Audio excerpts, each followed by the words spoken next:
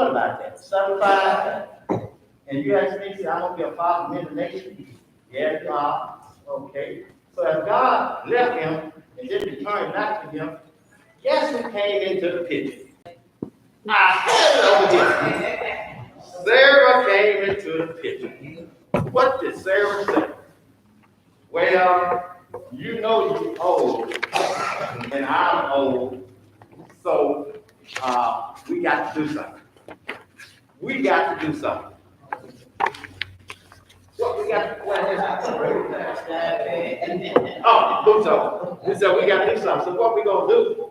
We going to get this maid of mine, young woman, and let's go ahead, because he said you're going to be a father of what? Many nations. So I know we done tried so many years and nothing happened. I've been married. So I got somebody we're going to give, let you know it happened. Take it. Do what you need to. It happened. But what happened again? They tried to be God. God told him that he's going to be the father of many nations. You know, last week he told, well, it must going to be my servant. No, that's not right. It's going to come from your body. Okay. My vow, I'm 75 years old. Yeah, we'll see. And today, we see. What happened? Here's verse 1. All right. And then if you begin to look at the subject, it says, an unexpected choice. What do you think about that when you say unexpected choice? What is it? Something show up. Have you ever had any unexpected choices in your life? Did you say he had? I had one unexpected last Friday night. We had a football game, and guess what?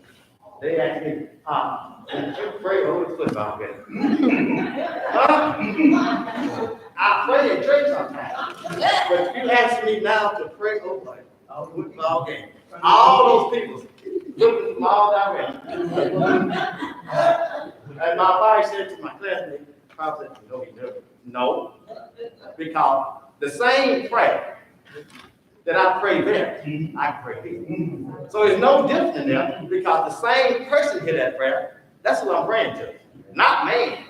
I'm praying to God. But that's the first time I ever prayed in a prayer like that. So that was an unexpected choice when they chose me to do that. And you know, we have all these unexpected choices in life that something happened. And I began to look at this lesson here. Did you find anything different in this lesson about this unexpected choice? What God does and what we do? You know, God's ways are not like our ways. If you look and read this lesson here, that shows an unexpected choice to them because they made a decision, but that was not God's decision. That's one unexpected choice. What happened? They jumped in front of God. And every time you do that, it never works out. Something happens. So what happened? In that first part, that was an unexpected choice.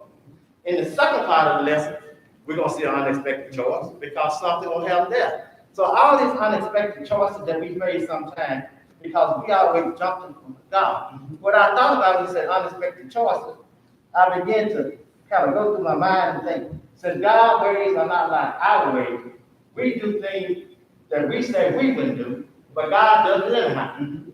Now, you want to know what I'm talking about. The first thing I thought about, well, was Moses. I know what Moses did. Moses killed the person. What did God do? He chose Moses to. What would we do? What's the first thing we say? If we had that, we say what? Not him. He's a killer. So I thought about that, and I went on a little further, and I looked at Abraham. He chose Abraham. He was in a pagan nation. What would we do? This man here is not a Christian. I'm not going to choose him. Who's doing this in? That's what we would do. But what God do? His ways are not like our ways. So I went just a little further. I thought about the woman of the night. The woman at the night. Rahab, the woman at the night. You know, she was a night lady. What she was? He said she was a prostitute. Prostitute? Oh, he said, the Bible said, okay, she was a prostitute. When we choose that person now, we would choose that person. What we do? We would snare that person. But what God said, I'm going to use that person. Then I went a little further. That old man called David, what did he do? He had a man killed. So what happened? Who chose that man?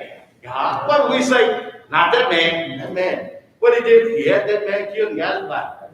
Oh, so I said, okay, that's good. Then I thought about the playboy. Who's that playboy? Oh, Solomon, playboy. What did God do? He chose him. What would we say? No, he got too many women. Not him. I can't use him. And then, so I jumped to the New Testament real quick. The first thing I jumped to is 12 disciples. Look at some of the 12 disciples. Look who Jesus chose. What do we say about some of those disciples? Not them. Tax collectors, robber. We put them to the side. And the last somebody I jumped to was nobody but the man who read more books in the New Testament. Who's that old man? Paul. Look what he done.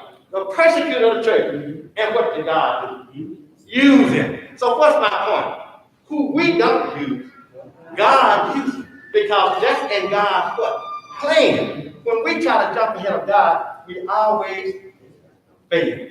Let God be God. Let God do what he's supposed to do. But we want to be God. Now, as we begin to get in this lesson today, since we know about this unexpected choice, here comes the first part of it. It says, the legacies continue. When you say a legacy, what are you talking about? The legacy. Something that happened before, and somebody else going to do what? Carry it on. They carry on the bumpy legacy. What is that? Well, not that bumpy legacy. What the legacy is. What's your legacy? That's your family legacy. But what it is, it's continuing, which means that it never stops. Somebody will continue what you're doing. Whether it's good, continue. Whether it's bad, continue. Now, as we begin here, we begin with Abraham. Well, Abraham, get this back. Abraham. Begin with it and read it. What's the first thing we got here? Abraham begot Isaac. Who got it? Abraham. Abraham. Who was Abraham, bro? That old man. That old man begot who? Isaac. That old man. So what we say, this is the beginning of that. Bro, keep saying it was back in that time. So okay, bro. But this is the beginning of what he said, what? That many nations, who would start with Abraham and the promise. This is the beginning of that first promise. He told him that. He didn't believe in sense, but he believed now because he told. And when did he become right? Abraham became right. It says in that 15th chapter, when what? He believed and had faith. What did he believe? And he told him to go out, and what's going to happen? Look up in the sky, and what be there? The stars. That's how many people will be. So that's when he became righteous. You read about that, he was not right before then, but when he saw that there, he became righteous. Now, as he became righteous, the first thing he said, he begot Isaac. Read it. What the next tell us? And Isaac was 40 years old when he took Rebekah to wife, the daughter of Bethuel the Syrian, of Padanaram, the sister to Laban the Syrian. Now, who can help now? Time has passed. He's 40 years old. And look what he did. He took a wife. Now, you know this is what I like about that. He just didn't took any wife. Who chose that wife for him? Who chose his wife for him? His dad. What did he tell him to do? Go back. Because I don't want you to marry one of these Canaanites. And who was the Canaanite people? The pagan, who was that? Ham. Those are Ham. And who Ham was? Ham was the one that cursed. You remember? He cursed his son. And no cursed him. He told him that, you're going to be cursed. One of his sons, the three sons, and one of them going to be cursed. And here's the cursed one right here. And this that pagan nation. So he told him what? I don't want you to go there. Who did that? His dad. Now let's go back in our day. When you was dating, can I go back way back so much? When you was dating a girl and you went to the family, sometimes what's that right? First thing they want to know who you are. If they didn't know you, they want to know who you are. Because what? If you're the wrong person, when you leave, you wasn't coming back down no more. Because they gonna make sure, you don't date that family. I know that family. What they said, I said, the mama wasn't no good. The daddy wasn't no good. They go all the way back. The granddaddy wasn't no good. The brother was no good. So what it said, You're not going to do that, man. So what we have right here? Abraham told him, well, Abraham told him, go back to that country over there. I want you to get a wife for my daughter. Because this is the woman I want you to get. I don't want to get these Canaanite women because these are pregnant women. So he sent them back to that country. Now look how old he was. He was 40 years old. His wife. His dad at 40 years old sent him back to get his wife for him. Wasn't that something? He know exactly. And then read what we got on the next one. And Isaac entreated the Lord for his wife because she was barren, and the Lord was entreated of him, and Rebekah his wife conceived. Now when it says Isaac entreated the Lord for his wife, that word entreated, what that word entreated mean? What did he do? He prayed for his wife. How many of us men pray for our wife? How many of us pray to get a wife? I preach that he did. I don't see why I said that. He ain't got to get it, but he's still praying. He's still praying. Nothing wrong with that. Nothing wrong with it. He's still praying. He's still praying. He prayed. I can't give up. He can't stop. He can't give up. He's still praying for his wife. So you sing women. Preacher still praying for one of y'all. Now here we go. He said he treated his wife. He prayed for his wife. After he prayed for his wife, now if you notice that when he prayed for his wife, then the next verse come back saying that the Lord was entreated of him. The Lord was entreated. He prayed for her. The Lord was entreated of him. So what that meant? That meant all that time, 20 years had passed, and that was no child. But what happened? You think about it, didn't stop praying. He kept on praying. He kept on praying. So what did that tell me? What did he have? He had faith. He had faith. Now, if you notice the difference between him and his father, not one time he said that his father prayed for a child. I haven't read it. Somebody read it? He didn't pray for a child. When he told that he's going to be a father of what? Many nations. But it said nothing about Abraham praying. But look what it said. He said what? He prayed for his wife to have a child. And sometimes I always tell people, when you pray, make sure you're praying for what you really want. Because sometimes God will grant that prayer. And then, there you go right there. Next thing will tell us what happened when he prayed. Not only did he pray for her, but I like the next topic to come up there. God answered his prayer. But he didn't come when he wanted to. He came when God wanted to, not when he wanted to. That's what the preacher said. He's still praying. You're not going to stop praying that God going to send him. All right. Keep on praying. Don't stop. 20 years. Because you got to remember, Abram was 75 years old. When he got his first child, he had 99. So keep on praying, preacher. That's the time that's between them. So don't stop praying. So here we go right here. Prayer. God still hears your prayer. But he may not come when you want to. But what happened? Always on time. Whatever that time is. His time is not like our time. So here we are here. We're saying that. And then there's a question that followed that. The question says, how significant is the ministry of intercessory prayer in your congregation? Hold right there. The intercessory prayer in our congregation. How is that so significant? How is that? We do it every Sunday morning, that intercessory prayer. We do it on the Wednesday night, intercessory prayer. We do it at home, you should intercessory prayer. But it says in your congregation, how is that so important? If you notice this morning, when Deacon Berry prayed, he didn't just say, bless his family. What's the name you got to say?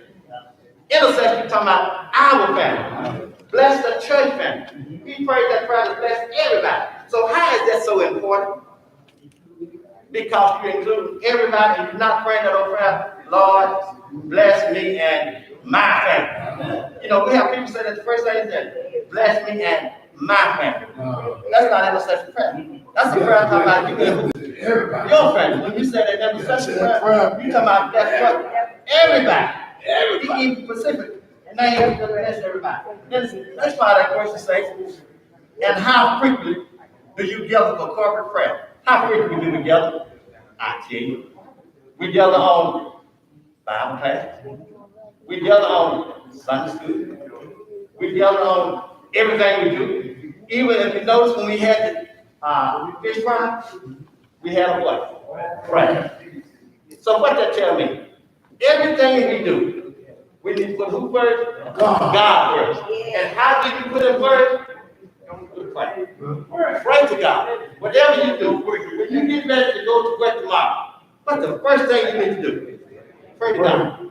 When you leave this church today, what's the first thing you do? Pray to God. When you got up this morning, what was the first thing you do? Pray to God. So, what's that? You're supposed to do. But by us being Christians, and by us being the light, we know that everything we do, we give it all to you. We give it all to God. And how do you give it all to God? By thanking Him. Not so much to beg Him, but to do what? Thank Him. Thank Him for everything He done for you. Thank Him for this morning at 12:01. I saw a new day. At 12:01, He gave me some more grace and mercy. I do what? I thank Him. I don't worry about what's going to happen tomorrow. I just thank Him for today. I thank Him for this moment right now. So that's what that intercession prayer did. What he done this morning, he was thanking God for all of us. And then, everybody has a question. I got some folks here this morning, preachers here.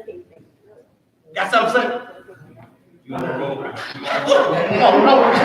need somebody that's roll with me this morning. That's all right. We're going to do it. But that's what we got.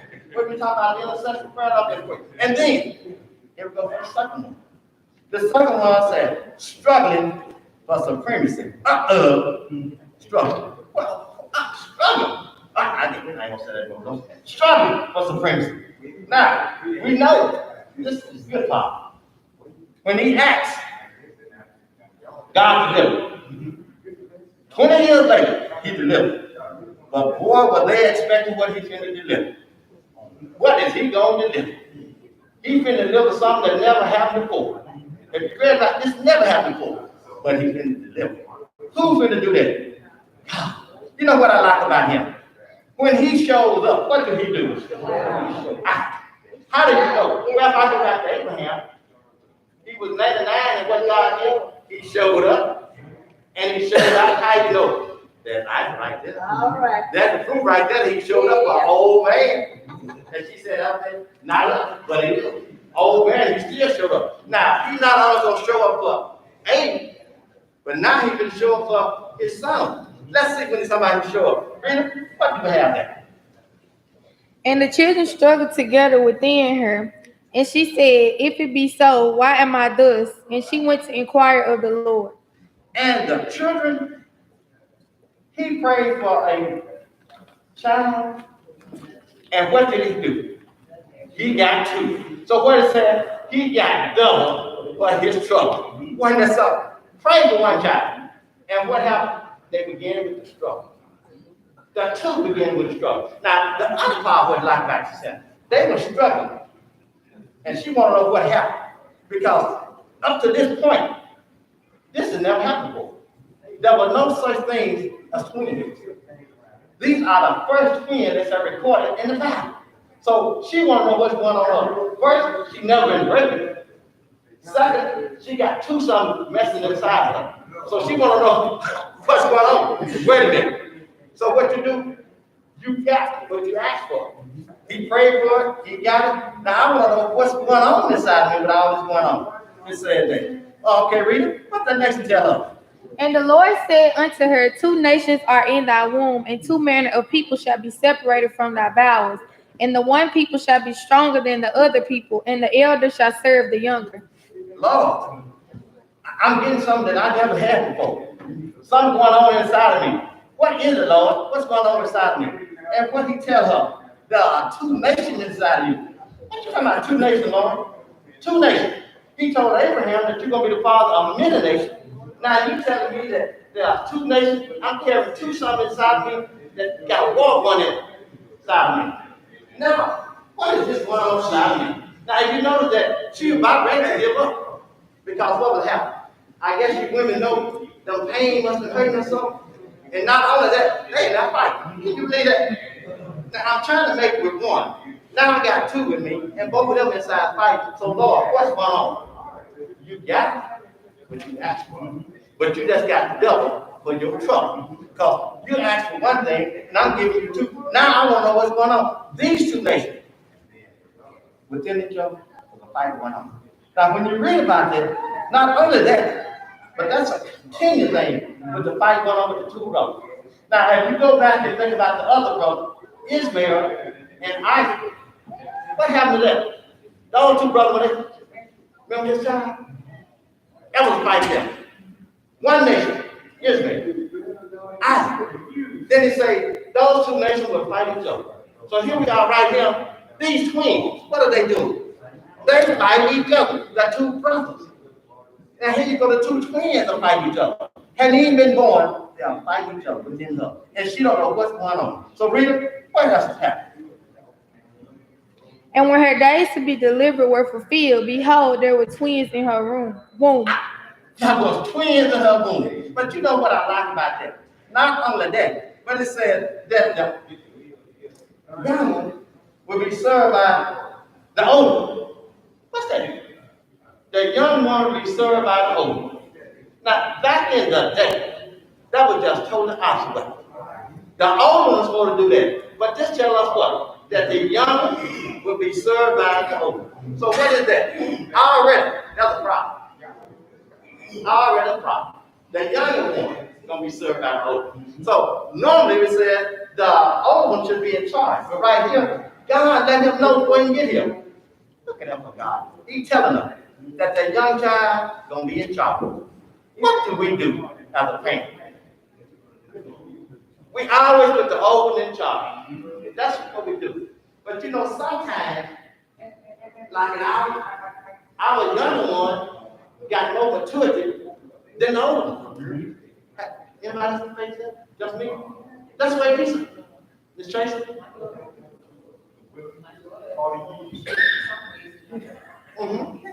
You know? See, right here, it shows that. You know, people always question about what goes on. All this stuff is just not happening. This is happening all the time. It didn't start just today. It happened back there. But he said, the young Eve, God told him that the young will be in charge. And what's the problem then? That's the problem we say that young will be in charge. Really? What the next tell us? And the first came out red, all over like a hairy garment, and they call his name Esau. Here comes the first one. Dickens said the devil, but we know he was red. In fact, red meant something there. So he come out red. Not only was he red, but what else was he? He was hairy. Wait a minute, God. I asked you, my husband asked me for a child. I prayed for a child. And my first child come out red and hairy. What do you think she would say? What would you say? What did you give me, y'all? What did you give me? I asked you, and you gave me some red and hairy. But that wasn't all of it. That was just one of it. And really, since you got this red and hairy, and then red and something back there in the Bible, what's that necessary, Rita?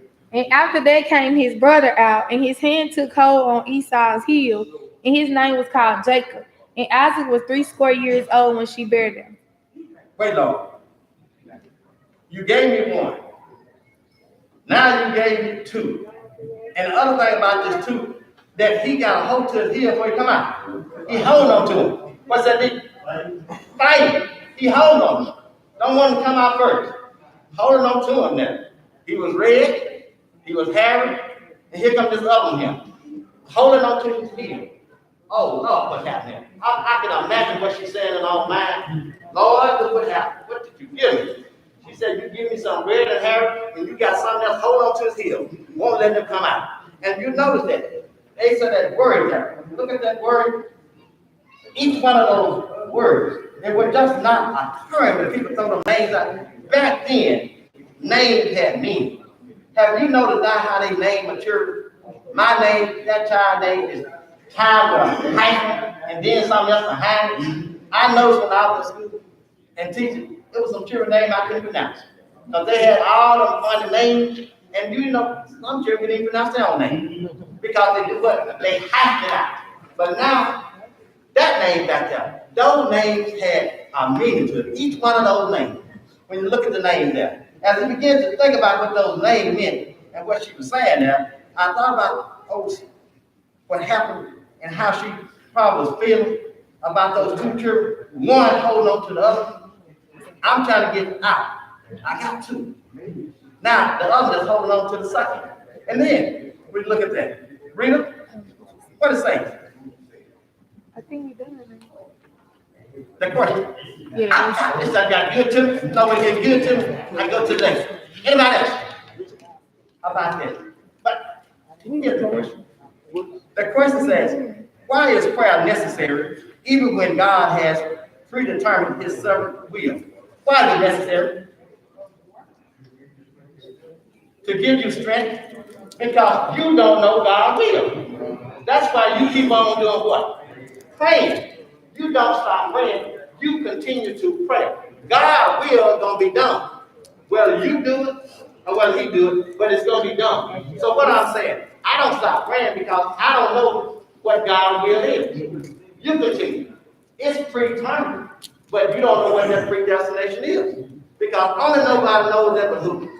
God. But our problem is that we can read God's mind. Want to. Want to. They read God 90 dollars when they come up and told me you're 75, you have a child. What happened? Go ahead and take my baby. That was what God planned. That was not the promised child. We always do things that we think that we can take control and jump ahead of God. We got to realize we don't jump ahead of God. When you follow your plan, you headed for destruction. When you follow God's plan, he's going to do exactly what he said. Anybody have a question about that? Predetermined. Why do you pray? What's the reason when you pray? Thank God for strength and healing and peace of mind. When that happens, do you stop? But what do we do? As soon as God bless some of us, what happens? We stop. But that's not what it says. As soon as God bless you, what do you do? You continue praying. Because the same blessing that he gave you here, he has more blessing you. But as soon as we get where we are, we just stop right there. Because I don't need him no more. I don't need God anymore. I don't need me. But that's not what it says. You continue to pray. That's our communication to God. When you break that communication to God, you are going to out by yourself. So what you got to do, continue to pray. What it says, pray on my child. Because I got a home on high, so I never stop praying. Keep on praying. You can pray when somebody looking at you. You still pray. You can pray on your job. So you never stop praying. No matter how bad things get, what do? Pray. No matter how good things get, what do? Pray. You never stop praying. And then the next one says, misaligned priorities. What are you talking about? Misaligned? Well, here we go. The young one is going to be in charge. That's misaligned. Why is that misaligned? Because who's going to be in charge? The old one. So that's your priority right there. God let us know that this young. And we know what the young one was. That old Jacob, his name is, he was nothing but what? A trickster. He was nothing but a trickster. He was a trickster. Look what he did. He want to hold his brother back. He was such a trickster. Oh, Jacob, that's all he was, a trickster. But what happened? God used that old trickster. This old trickster is going to be the father of many nations. The one that we wouldn't say. Because he hold on to him. And if you think about what happened there, look at the two. One of them was a hunter. The other one was around the house boy. Around the house boy. So what happened? We talked about this here. The dad and the mama. You know how we mess up children? We're going to get that. The dad and the mama, how they take the sides. You can understand that. You come out hairy. Probably was the other come out kind of probably smooth. That's okay. And that's how we fall in that thing there. So we begin to look here and see what it says there. The misaligned priorities. The first thing we got. Read them. What we got? And the boys grew, and Esau was a cunning hunter, a man of the field, and Jacob was a plain man dwelling in tents. Look what you got, the two boys. One of them was a hunter, and one of them was a field man. So what did I went back to? I went back to the beginning. In the beginning, I think Adam and Eve, one of their boys, what was he? He was a what? He was a field. Who that was? Okay, look where we go. You can see how that stuff comes. When you think that everything has stopped, it's continuing to happen. Why is that? You know, when God got so angry that he destroyed, he left nobody but Noah and his family. So the whole earth was destroyed. But something was still there. What was that? Some of that same DNA from Adam, it was still there. All he did was destroy that because Noah came from some of them. So that same DNA was there. Look what we have right here. It said he was a humble. Look what. And then the other, he was a plain guy. The other said, you think about Abel, he was a sheep person, a fruit person. And this person here, he was a hunter, and the other, a fruit person. So we got the same thing going on again, and that's what been destroyed. But the DNA was there. God can destroy everything because he let Noah replenish the earth. And what we have there, freedom, what we got on the next one? And Isaac loved Esau because he did eat of his venison, but Rebekah loved Jacob. We talked about this in our case. How we make distinctions on our church. He loved one, she loved the other. So that was not hid. That was in plain sight. What we try to do, sometimes we cover up our church. We don't want one to know that this is my favorite child. Some of my girls tell me, Dad, I'm your favorite child. Well, I said, yeah. The other come back and said, Dad, I'm your favorite child. Yeah. If I say it like that, who's going to be jealous? Nobody will be jealous when they say, I'm your favorite child. But you know one thing? Our boys that never come and told me, Dad, I'm your favorite son. Now, but the girls, I tell you that. So what is it? Now, I don't show distinction between those, but that's the way sometimes things happen. Think about you. If you got a child that's real mountain, yes, sir. No, sir. Do whatever you say do. And you got one that's kind of rugged. Which one you going to complicate to? To the first one. Why? He is mountain. Don't have a problem doing what you ask him.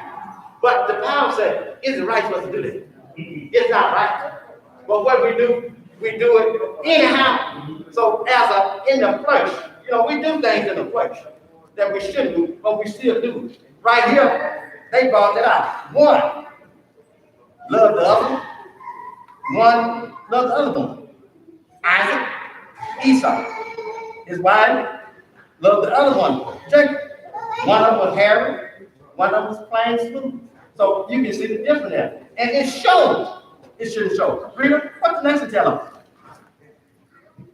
And Jacob saw pottage, and Esau came from the field, and he was faint. Now, if you know about that venison, we read about that. That was some kind of stew they made with beans. They put all that together. And the thing about that, not only that, but what color was that? The same color that he was. It was red. It was a red stew made. And he had been out there, they said probably that day, he didn't do well out there hunting. Kind of hungry. That fact means the word he was hungry. So he come home. Now, I'm about to die. So he said, no. My brother cooking my favorite food. What am I going to do? And I got this birthright. What he say? Don't sir. Why am I going to say? Well, if I'm dying, I guess I need to die full, huh?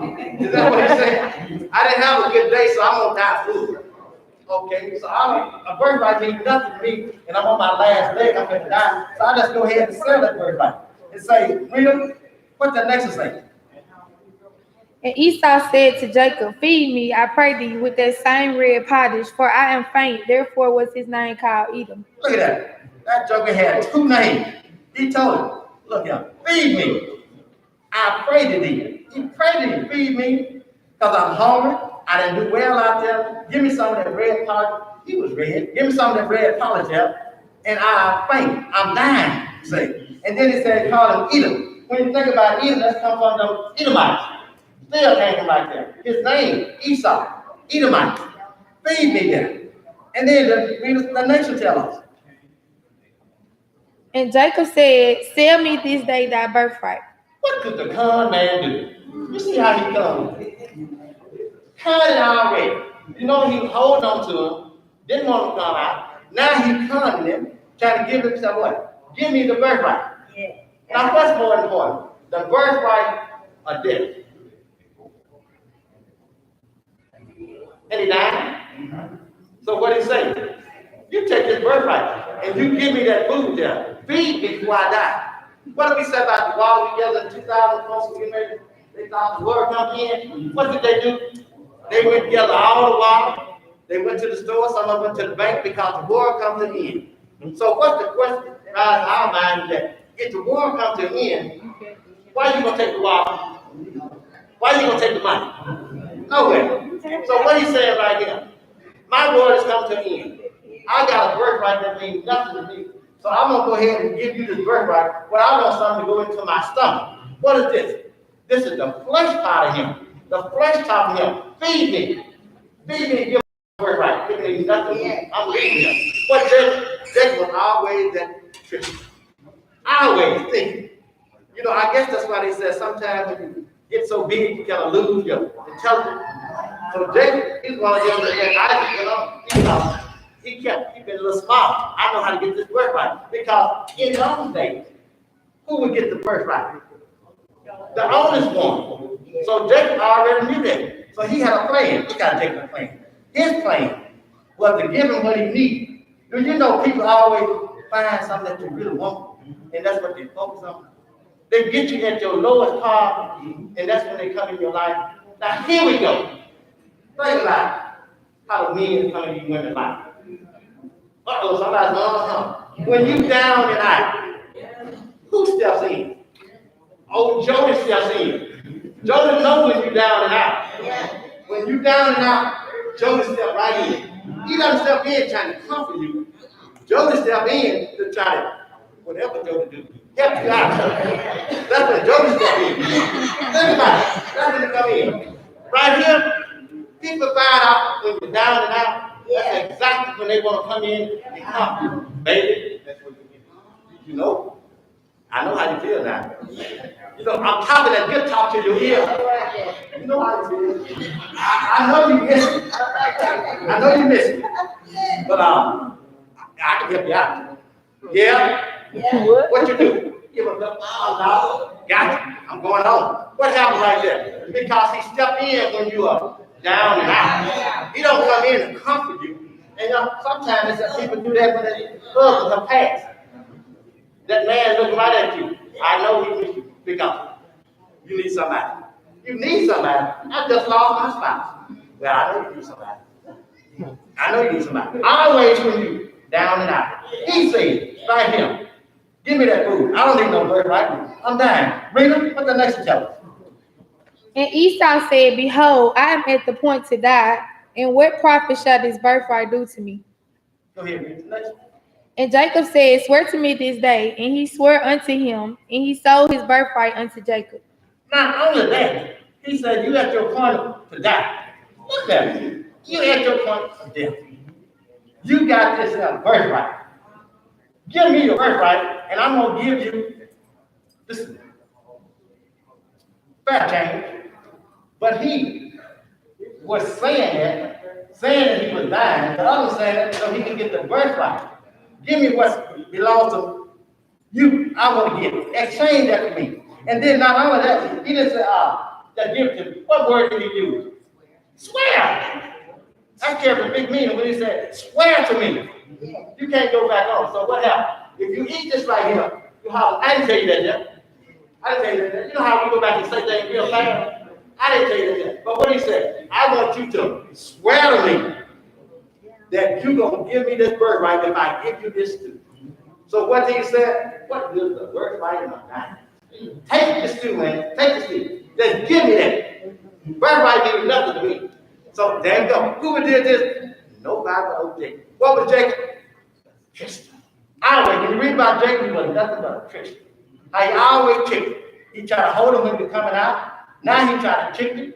And he did. What happened?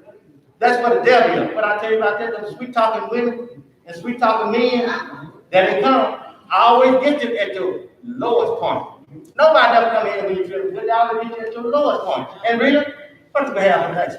Then Jacob gave Esau bread and pottage of lentils, and he did eat and drink, and rose up and went his way. Thus Esau despised his birthright. There you go.